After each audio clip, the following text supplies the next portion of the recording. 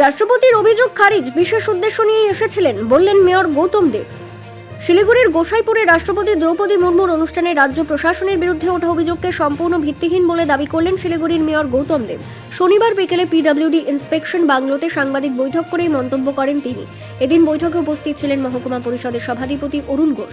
গৌতম দেব বলেন, তিনি নিজেই অনুষ্ঠানে 3 থেকে 4 ঘন্টা উপস্থিত ছিলেন। তার দাবি, এতদিনের জীবনে কোনো সাংবিধানিক প্রধানকে এভাবে প্রকাশ্যে অভিযোগ তুলতে তিনি দেখেননি। মেয়রের কথায় বিষয়টি অত্যন্ত দুঃখজনক এবং এতে তারা মর্মাহত।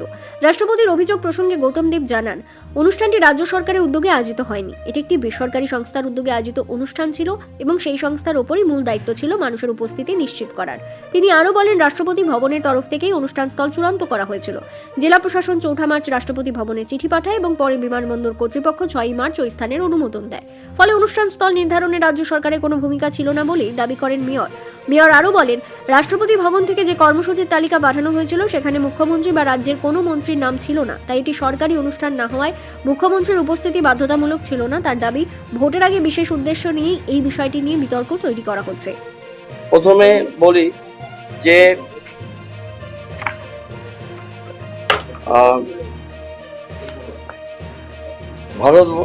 ভারতবর্ষের রাষ্ট্রপতি, মাননীয় রাষ্ট্রপতি শ্রীমতী দ্রৌপদী মুর্মু, তিনি আমাদের এখানে একটি সভা করতে আসে। আজকে সেই সভাটা ছিল 9th ইন্টারন্যাশনাল সান্তাল প্যাকেটে আদিবাসী কনফারেন্স। এই কনফারেন্সটা এখানে ছিল। এই কনফারেন্সের জন্য এয়ারপোর্ট অথরিটি অফ ইন্ডিয়ার ল্যান্ড, এই ল্যান্ডের পারমিশন তারা 6 তারিখে দেয় এবং এই কনফারেন্সটার জন্যে, এটা একটা সম্পূর্ণ বেসরকারি সংস্থার কনফারেন্স।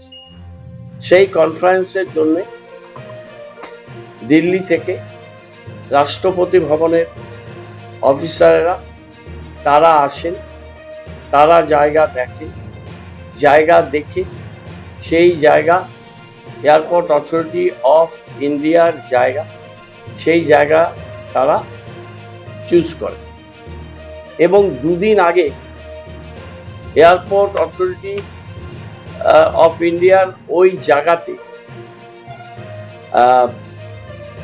মাননীয় রাষ্ট্রপতি, তার অফিসাররা টোটাল প্রোগ্রামে ভেন্যু, প্রোটোকল, অন্যান্য সমস্ত ব্যাপার তারা টেক ওভার।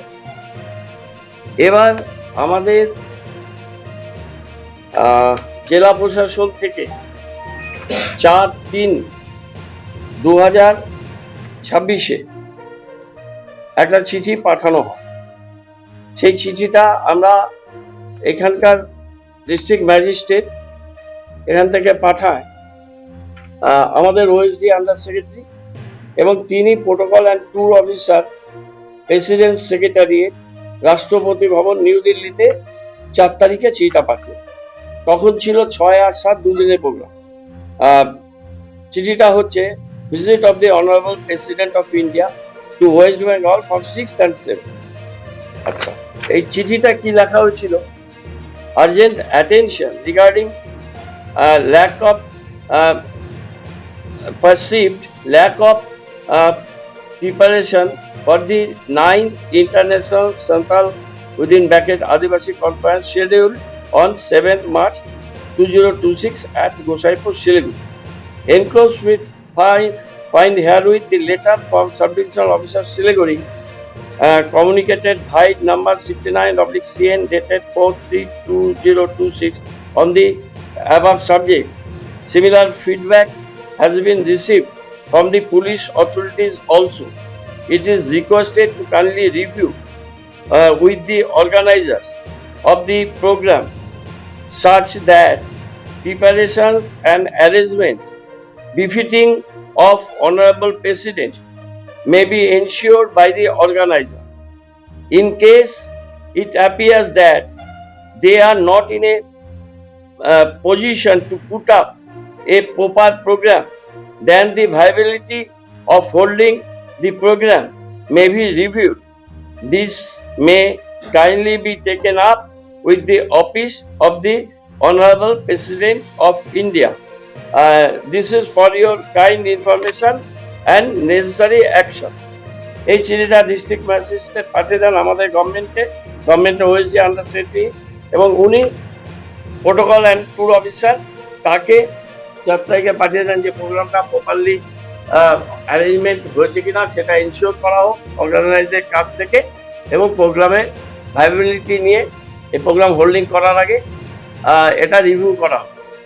এটা পুলিশ থেকেও সেই মেসেজ ছিল, ডিস্ট্রিক্ট অ্যাডমিনিস্ট্রেশন থেকে রাজ্য প্রশাসনকে জানানো হয়, এবং রাজ্য প্রশাসন থেকে রাষ্ট্রপতি যিনি protocol and tour officer president secretary তাকে জানিয়ে দেওয়া হয়, এবং রাষ্ট্রপতি ভবনের সাথে কন্ট্যাক্ট করার জন্য তাদের বলা হয়।